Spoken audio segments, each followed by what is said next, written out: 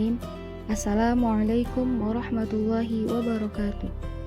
Perkenalkan teman-teman sekalian, saya Miftahur Rahma Padang, mahasiswi jurusan Pendidikan Agama Islam, Fakultas Ilmu Tarbiyah dan Keguruan, Universitas Islam Negeri Sumatera Utara.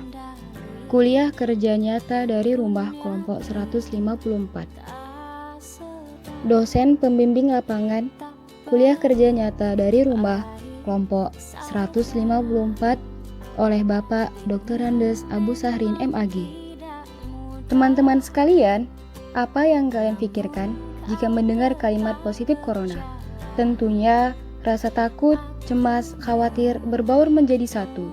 Meskipun wabah ini dapat mengenai siapapun, akan tetapi penderita COVID-19 dapat tersembuhkan.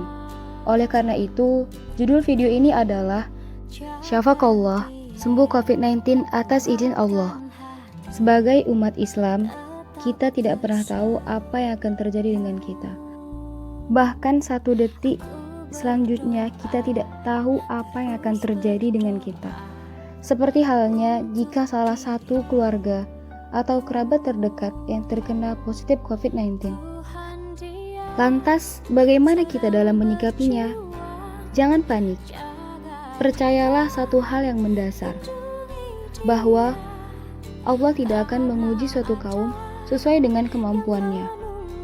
Firman Allah yang berbunyi, La yukallifullahu nafsan illa wus'aha, yang artinya, Allah tidak membebani seseorang melainkan sesuai dengan kesanggupannya. Quran Surah Al-Baqarah ayat 286.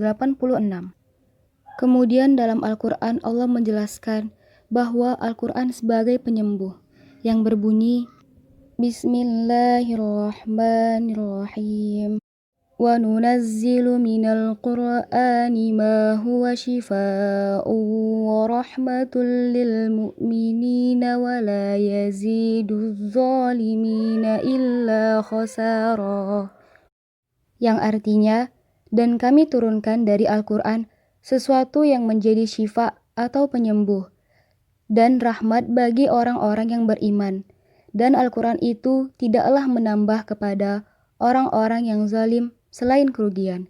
Quran Surah Al-Isra ayat 82.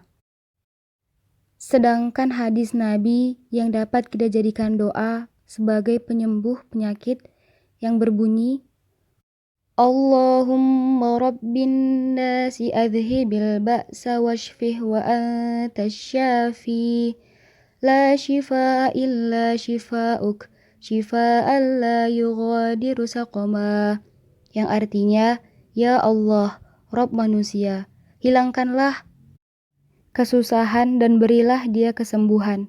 Engkau zat yang maha menyembuhkan, tidak ada kesembuhan kecuali kesembuhan darimu, kesembuhan yang tidak meninggalkan penyakit lain. Hadis riwayat Bukhari dan Muslim.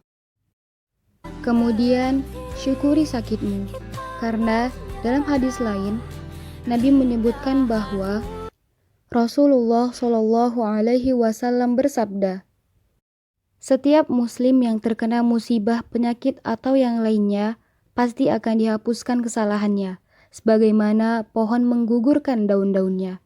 Hadis riwayat Bukhari nomor 5660 dan Muslim nomor 2571.